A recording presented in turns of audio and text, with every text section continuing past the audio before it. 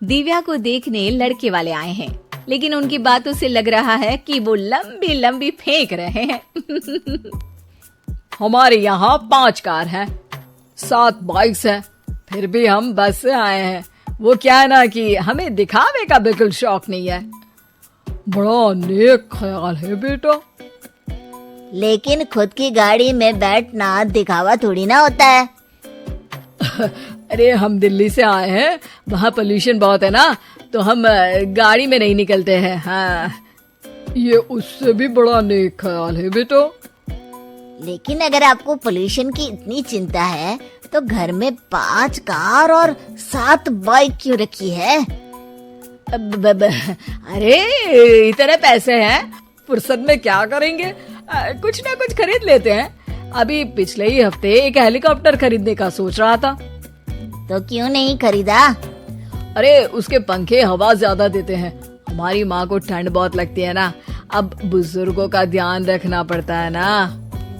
अरे वाह वाह, ये तो बहुत बड़ा ऊंचा और नेक ख्याल है। हम कैसे मान ले कि ये लोग झूठ नहीं बोल रहे हैं? अरे हमारा परिवार झूठ नहीं बोलता। दिल्ली शहर में किसी से भी पूछ लीजिएगा, हमारे बेटे का बड़े लोगों में उठना बैठना है। हाँ। अरे छोटो चुप रह, इतने बड़े लोग हैं, झूठ क्यों बोलेंगे?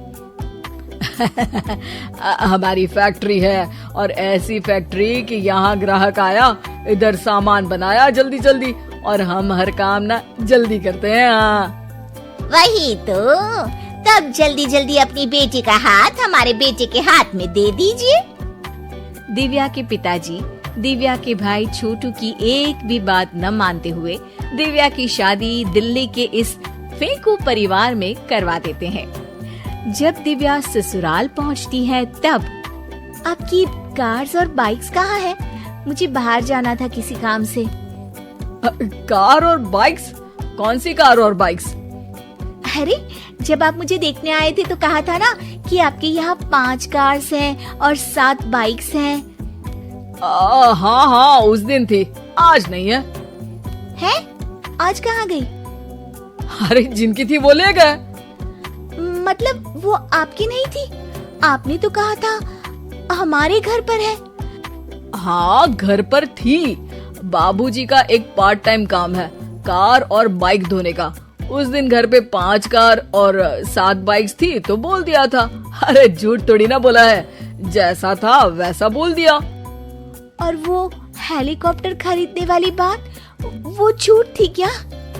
अरे बिल्कुल नहीं, शहर में एक नई कंपनी आई है पंखे की, जिसके पंखे बड़े हैं। कंपनी का नाम हेलीकॉप्टर रखा है। जब लेने गए तो हवा बहुत तेज फेंक रहा था, तो माँ ने बोला ठंडी लगेगी बेटा। वैसे भी दिल्ली में ठंड ज्यादा होती है ना। झूठ कहाँ बोला मैंने, जैसा था वैसा बोल दिया।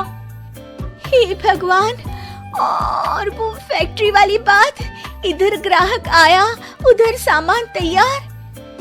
अरे वो भी तो बिल्कुल सही है। मेरा ना पानी पूरी का ठेला है, इधर ग्राहक आता है उधर पानी पूरी बना देता हूँ। अरे झूठ कहाँ बोला, जैसा था वैसा बोल दिया। हे राम, मेरे तो कर्म फूट गए। आपने तो कहा था कि आप लोगों का बड़े लोगों में उठना बैठना है। अरे है तो, पहले मैं बहुत बड़े लोगों के यहाँ नौकर था। जब भी कोई गलती करता तो वो मुझसे उठक बैठक लगवा देते। हो गया ना बड़े लोगों में उठना बैठना।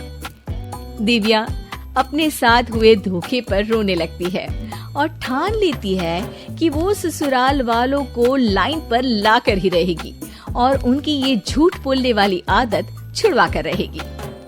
आप लोग खाने में क्या लेंगे? करेला खा लूंगा।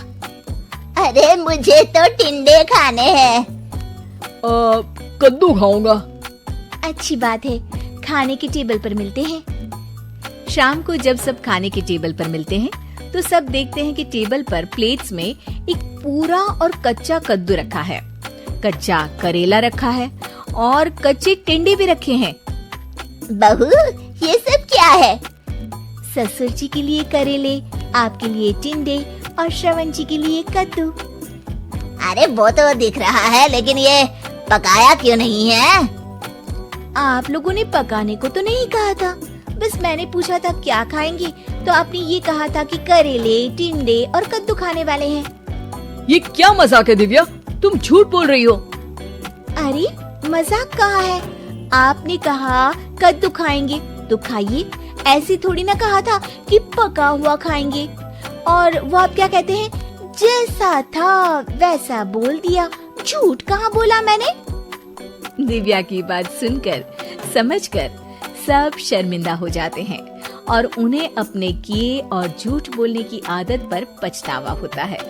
दिव्या समझदारी दिखाते हुए उन्हें सच के रास्ते पर चलने और किसी से मजाक में भी झूठ ना बोलने की सीख देती है और उनके काम में मदद करके उनके काम को और बड़ा बनाने में मदद करने लग जाती है।